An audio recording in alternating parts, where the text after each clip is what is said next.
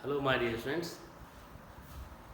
Last class में हमने application of dimensions के कुछ क्वेश्चन सॉल्व किए थे। उस पर आधारित कुछ न्यूमेरिकल्स हमने हल किए।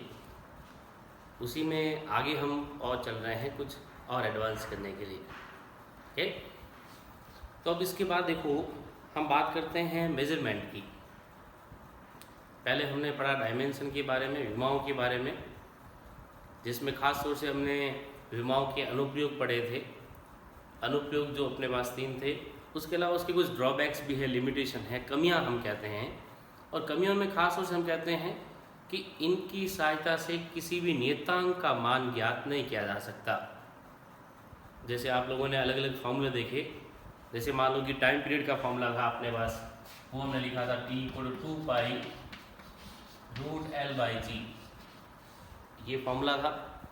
तो इस फॉर्मूले में जो हमने संबंध स्थापित किया तो क्या 2π वहाँ पर आया था? 2π नहीं आया था। उसको हम कांस्टेंट के लिए k लिख सकते हैं, लेकिन वो 2π वैल्यू हम कैलकुलेट नहीं कर सकते, वो ज्ञात नहीं की जा सकती। ठीक है, जबकि L और G में यानी कि जो भौतिक राशियाँ हैं उनमें हम संबंध स्थापित कर सकते हैं। ऐसे ही अपने पास जब विस्कस फोर्स के लिए फॉर्मूला था F=6π ηRV, उसमें भी देखो 6π नहीं आया था। 6π हम कैलकुलेट नहीं कर पाए थे, वो अपने पास कॉन्सेप्ट। तो ये इसकी कमी है, ये विमीय सूत्रों की कमी है कि इसकी सहायता से हम नियतांक के मान ज्ञात नहीं कर सकते।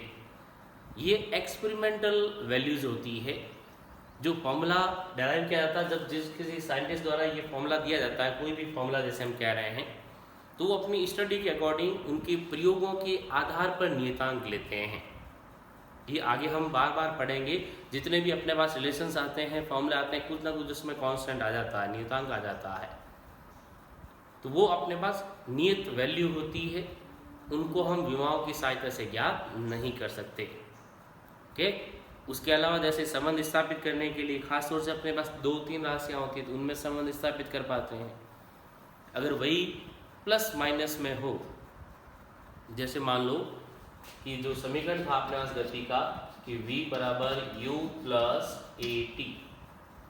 u+at, इस समीकरण को हम सत्यापित तो कर सकते हैं कि ये समीकरण सही है या गलत है, ये हम देख सकते हैं। लेकिन क्या ये संबंध स्थापित किया जा सकता है? तो हम कहेंगे नहीं, क्योंकि इसमें v का प्लस आ गया। तो अगर कहीं पर भी प्लस माइनस आ जाता है तो वो संबंध हम स्थापित नहीं कर पाते हैं। केवल राशि गुणा या भाग में होती है तो उनके बीच में संबंध स्थापित कर सकते हैं। ठीक है, तो इस तरह से ये टॉपिक्स हमने पढ़े अभी तक। विमाओं के बारे में, उनके अनुप्रयोगों के बारे में पढ़ा। अब हमें पढ़ना है मापन के बारे में कि भौतिक राशियों का मापन कैसे होता है, उनके अलग अलग मात्रक क्या क्या है, उनमें संबंध क्या है। जैसे शुरुआत में हमने पद्धतियाँ पढ़ी थी, मापन पद्धतियाँ पढ़ी थी, MKS, FPS, CGS, इनके बारे में पढ़ा। तो वही चीज़ें अब हमें आगे मापन में त्रुटियों के लिए पढ़ना है। जैसे अगर हम बात करते हैं मापन में लंबाई की, जैसे हम कहते हैं कि लंबाई हो, चाहे दूरी हो, ऊंचाई हो, गहराई हो, चौड़ाई हो, ये सारे लंबाई के ही मान हैं। दूरी, विस्थापन जैसे हम कहते हैं, तो ये सारे लंबाई के ही मान होते हैं। ठीक है, तो लंबाई के ही मान हैं, तो फिर उन सभी के लिए मीटर ही काम में लेते हैं। उसके अलावा छोटा मात्रक सेंटीमीटर भी होता है, मिलीमीटर भी होता है, किलोमीटर बड़ा मात्रक होता है। बड़े मात्रक में अगर बात करें हम, किलोमीटर होता है, माइल होता है। उसके अलावा अपने पास एस्ट्रोनॉमिकल यूनिट होती है, प्रकाश वर्ष होता है, और सबसे बड़ा मात्रक पारसेक होता है। ठीक है, कई बार ये एग्जाम से क्वेश्चन पूछा जाता है कि प्रकाश वर्ष किस भौतिक राशि का मात्रक है? लाइट ईयर प्रकाश वर्ष हम बोलते हैं, वो दूरी मापने का मात्रक है। वर्ष लिखा मतलब समय नहीं है, ये कतई ना सोचें कि वो समय को प्रदर्शित कर रहा है, वो दूरी के लिए होता है, ध्यान रखें। और सबसे बड़ा मात्रक क्या अपने पास? पारसेक होता है। ओके, जितनी भी अपने खगोलीय दूरियां जैसे हमें मापनी हो, पृथ्वी से चंद्रमा की कितनी दूरी है, सूर्य की कितनी दूरी है, या दूसरे ग्रहों के मध्य कितनी दूरी है, तो ये बड़े मात्रक काम में लेते हैं। जैसे प्रकाश वर्ष हो गया, AU जिसको हम एस्ट्रोनॉमिकल यूनिट खगोलीय मात्रक बोलते हैं। उसके अलावा पारसेक काम में लेते हैं। ये अपने पास बड़े मात्रक है, ध्यान रहे। अब बात करते हैं फिर त्रुटि की, कि त्रुटियां कैसे आ जाती हैं। तो जब किसी भौतिक राशि का मापन करते हैं तो मापन में त्रुटि का होना स्वाभाविक है। हो सकता है कि वो किसी उपकरण की वजह से त्रुटि हो या अपनी खुद की वजह से हो, यानी कि मानवीय त्रुटि हो। कई बार तो ये होता है कि उपकरण को सही तरीके से कैलिब्रेट नहीं किया गया, उसका जो मापन है वो बराबर नहीं हो पा रहा है, उस उपकरण में त्रुटि हो सकती है, वो उपकरण ही खराब हो सकता है। या फिर हम कहते हैं कि मानवीय त्रुटि तो अक्सर होती है मशीन्स में, कि हम उसको ऑब्जर्व करने में गलती कर देते हैं। जब हमें रीडिंग्स लेनी होती है, ऑब्जर्वेशंस लेने होते हैं, तो अपने वहाँ से गलती हो जाती है। जैसे जितने भी अपने पास मीटर्स होते हैं उनमें हम कहते हैं कि ये मान लो कोई एक नीडल है, ये शो कर रही रीडिंग, जैसे मान लो मैंने देता हूँ 5, 10, 15, 20, 25। अब यहाँ पे वैल्यू है तो ये 15 से कोई 17 ले लेगा, कोई 18 ले लेगा। इस तरह से यहाँ से भी अपने पास वेरिएशन हो सकता है। या ऑब्जर्व करते समय जैसे हम यहाँ से तिरछा देख लेते हैं तो भी रीडिंग गलत आ जाती है। जैसे खास तौर से अपने फिजिक्स लैब में हम वोल्ट मीटर, अमीटर, गैल्वेनोमीटर काम में लेते हैं, तो उनमें रीडिंग लेते समय हम एक प्रिकॉशन रखते हैं, सावधानी रखते हैं कि जब रीडिंग ले रहे हो तो जस्ट ऊपर से देखो, परपेंडिकुलर, लंबवत रूप से। मतलब जैसे अभी मुझे ये रीडिंग देखनी हो तो मुझे ऐसे बिल्कुल सामने यहाँ से देखना चाहिए, ऐसे नहीं कि ये नीडल ऐसे और मैं यहाँ से देख रहा हूँ। अगर यहाँ से देखूंगा तो वो रीडिंग गलत दिखाई देगी। तो ये अपनी खुद की वजह से हो जाता है, तो ये भी त्रुटियाँ हो जाती है। अब भौतिक राशियों में जब त्रुटियाँ तो आ ही रही है, तो उनमें जब गणना करोगे तो और ज़्यादा त्रुटियाँ आएगी। तो वो त्रुटि किस प्रकार परिवर्तित होती है, कैसे बदलती है, ये सारा हमें पढ़ना है। उनकी गणनाएं पढ़नी है कि किसी में कितने प्रतिशत त्रुटि हो सकती है, रिलेटिव जो अपने पास त्रुटि आती है वो भी हमें पढ़ना है। ये सारी चीज़ें हम पढ़ेंगे, ठीक है। तो अब उनके लिए कैसे होगा त्रुटि, जैसे मैंने कहा कि मापन में जो अपने पास मान है, वास्तविक मान, उससे अलग मान प्राप्त होता है, ठीक है। वापिस हम परिभाषा से बात करते हैं त्रुटि के लिए। तो हम कहते हैं कि एक वास्तविक मान है, जैसे मान लो कि मेरे पास कोई एक पेंसिल है, 10 सेंटीमीटर उसकी लेंथ है, पेन या पेंसिल कुछ भी हम मान लें, 10 सेंटीमीटर उसकी लंबाई है। अब 10 सेंटीमीटर एक्चुअल उसकी जो वास्तविक लंबाई है वो मैंने कहा 10 सेंटीमीटर, और जब तुम्हें मापन के लिए कहा गया तो हो सकता है कि तुमने उसको 9 सेंटीमीटर माप लिया हो, या हो सकता है कि तुमने उसको 10.5 सेंटीमीटर माप लिया हो। यानी कि कई बार उससे मापन करते समय जो वास्तविक मान है उससे कम भी आ सकता है, या वास्तविक मान से ज़्यादा भी मान आ सकता है। तो ये अपनी त्रुटि की वजह से हुआ, अपनी गलती है, एक तरीके से त्रुटि है। तो वो त्रुटि हम कह रहे हैं कि वास्तविक मान से जो त्रुटिपूर्ण मान आता है वो ज़्यादा भी हो सकता है या कम भी हो सकता है। तो फिर त्रुटि को प्रदर्शित कैसे करोगे, जो मापन में त्रुटि आती है उसको प्रदर्शित कैसे करेंगे। तो जैसे हम कहें कि मान लो तुम्हारे पास राशि एक ई, ठीक है, कोई राशि ई है। अब उसमें त्रुटि कोई आती है अपने पास डेल्टा ई, उसकी मापन में त्रुटि कितनी आई, डेल्टा ई आई। ये डेल्टा ई मैंने लिखा, कोई एक छोटा मान आएगा, क्योंकि त्रुटि जैसे हम कह रहे हैं वास्तविक मान 10 सेंटीमीटर है, तो ऐसा तो नहीं होगा कि त्रुटि आने के बाद 20 सेंटीमीटर माप लो, ऐसी त्रुटि तो नहीं होती। थोड़ा सा मान उसमें परिवर्तित होता है, थोड़ा ज़्यादा होता है, थोड़ा कम हो सकता है। जैसे मैंने कहा 9 हो सकता है, 9.5, 9.8, 9.9, या फिर 10.1, 2, 10.5, 10.4, इस तरह से वैल्यूज़ हो सकती है। तो वो वैल्यूज़ हम चेक करते हैं यहाँ। तो ये जो अपने पास ए है वो मैंने कहा वास्तविक मान है, और डेल्टा ई क्या है, उसमें त्रुटि है। तो जो त्रुटि सहित मान को प्रदर्शित करने का तरीका है अपने पास, उसको हम लिखते हैं ए plus minus delta A, A plus minus delta A, ये अपने पास इसका मान रखा जाता है। अब ए प्लस माइनस डेल्टा ए दिखा देखो, यानी कि वो मान प्लस में होगा तो उससे थोड़ा ज़्यादा हो सकता है, माइनस में होगा तो उससे थोड़ा कम हो सकता है। जैसे हमने पहले ही कहा कि वो मान थोड़ा कम या थोड़ा ज़्यादा हो सकता है, ऊपर नीचे हो सकता है। तो ये मैंने लिखा कि ए प्लस माइनस डेल्टा ई, अब जैसे मान लो 10 वाला एग्जाम्पल लिया, तो मैं उसको लिखता हूँ 10 प्लस माइनस 0.5। देखो जैसे a plus minus delta a लिखा था, वैसे ही हमने इसको लिख दिया 10 प्लस माइनस 0.5। तो ये क्या प्रदर्शित कर रहा है?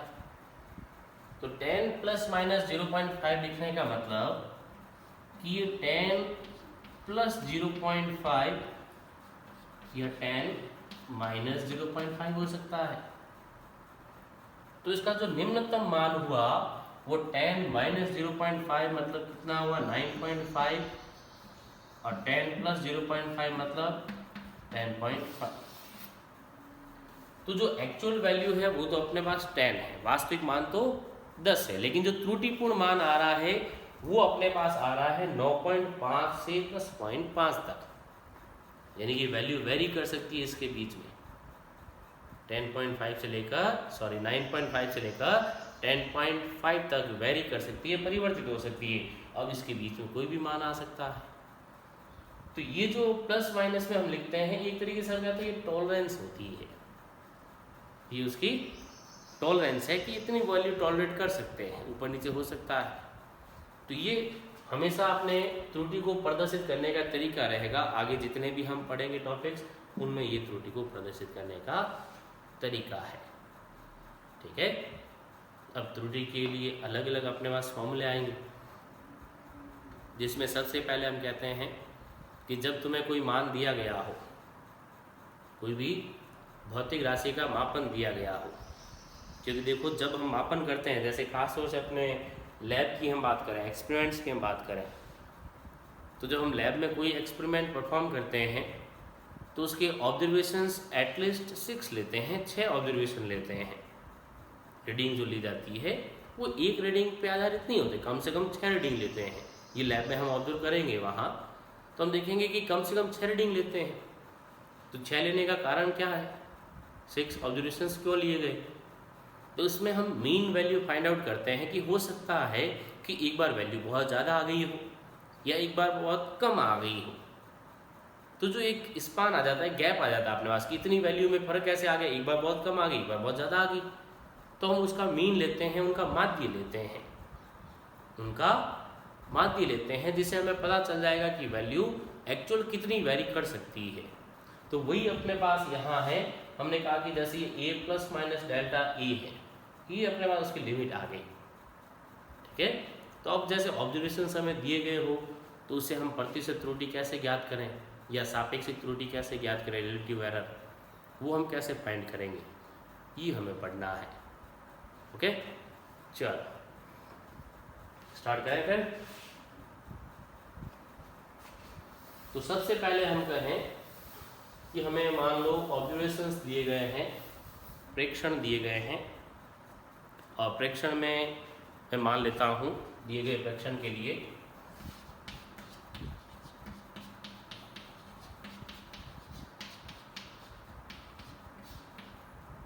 A1, A2, A3, A4, A5, A6। ठीक है, इस तरह से कितने भी हो सकते हैं ऑब्जर्वेशंस।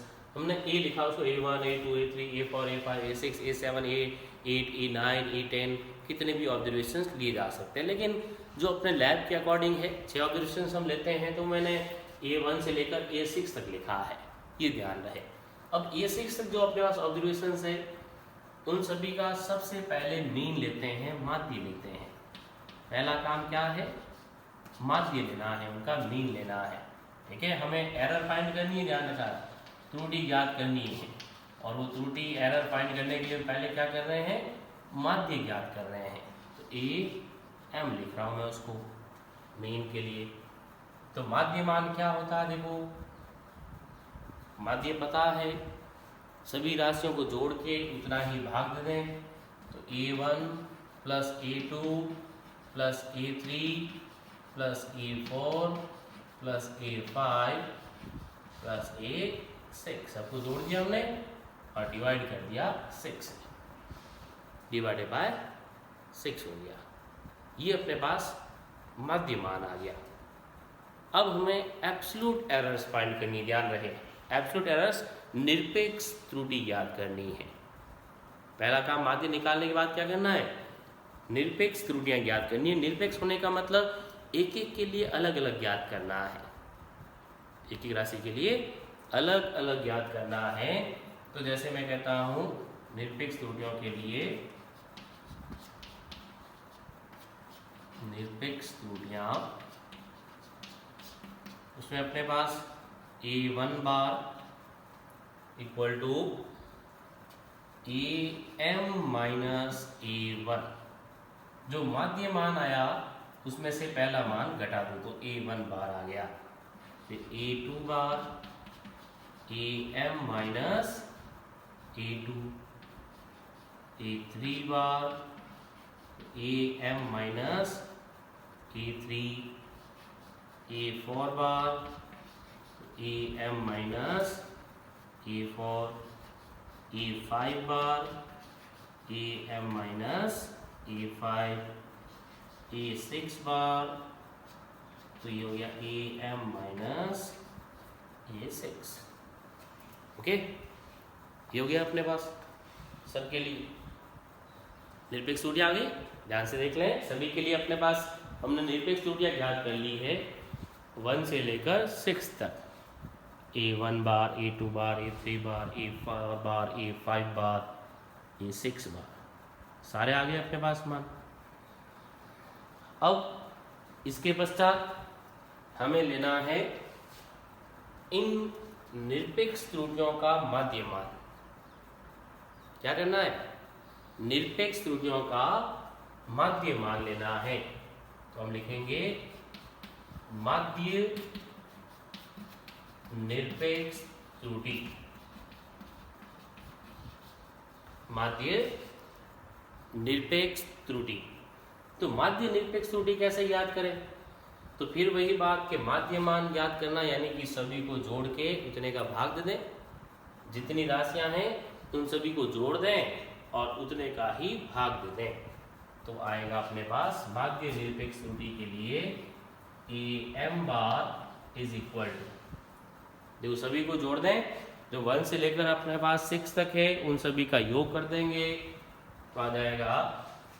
एक चीज ध्यान रखें, मॉड्यूलस लेना है A1 बार, A2 बार, A3 बार, A4 बार, A5 बार, A6 बार, सभी को जोड़ दिया हमने। 6 तक जितने भी थे उतने का ही अब भाग दे दें, विभाजित करते हैं, बराबर दिख रहा है कंप्लीट। A6 तक अपने पास, A4, A5, A6 तक ध्यान रखें, डिवाइडेड बाय 6 हो गया। तो ये आ गया अपने पास AM बार, यानी कि माध्य निरपेक्ष त्रुटि आ गई। ओके, अब हमें ज्ञात करनी है सापेक्षिक त्रुटि और प्रतिशत त्रुटि।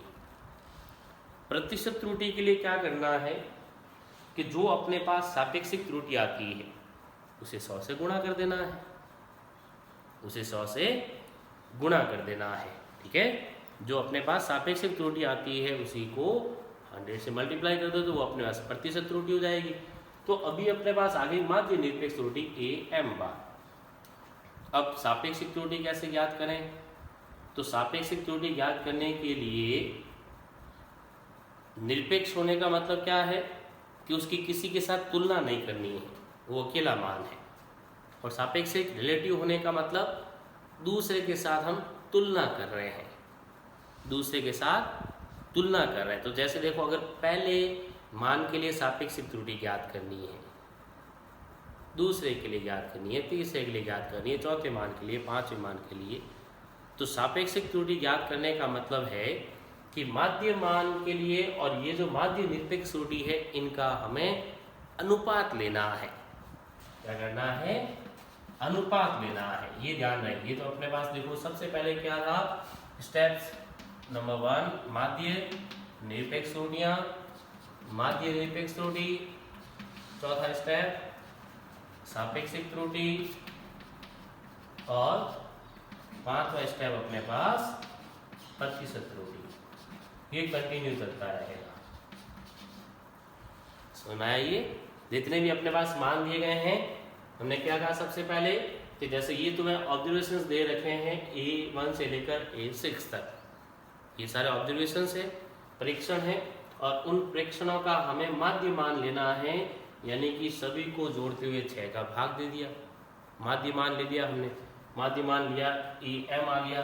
फिर हम कहते हैं कि निरपेक्ष त्रुटियां ज्ञात करनी है। उसके बाद हमें निरपेक्ष त्रुटियां, निरपेक्ष यानी कि सभी का अंतर लेना है माध्य मान के साथ, इनका अंतर लेना। तो देखो 1 से लेकर 6 तक अपने पास निरपेक्ष त्रुटियां आ गई, सबके अलग अलग निरपेक्ष त्रुटियां आ गई। फिर माध्य निरपेक्ष त्रुटि यानी कि जो AM बार है, और उसमें भी उन सभी का मॉड्यूलस लेना है, जितने भी अपने वैल्यूज है, वरना ये 0 हो जाएगा, ध्यान रहे। इन सभी का मॉड्यूलस लेके जितना नंबर है उसे डिवाइड कर दो। जैसे 6 ऑब्जर्वेशंस थे तो हमने 6 से डिवाइड कर दिया। ओके, तो ये माध्य निरपेक्ष त्रुटि आ गई। फिर उसके बाद नंबर आता है सापेक्षिक त्रुटि, और फिर आती है प्रतिशत त्रुटि। यही क्रम अपने पास निरंतर चलेगा, यह क्रम निरंतर चलेगा। जितने भी अपने पास प्रेक्षण होंगे उन सभी के लिए हमें इस तरह से करना है। ओके।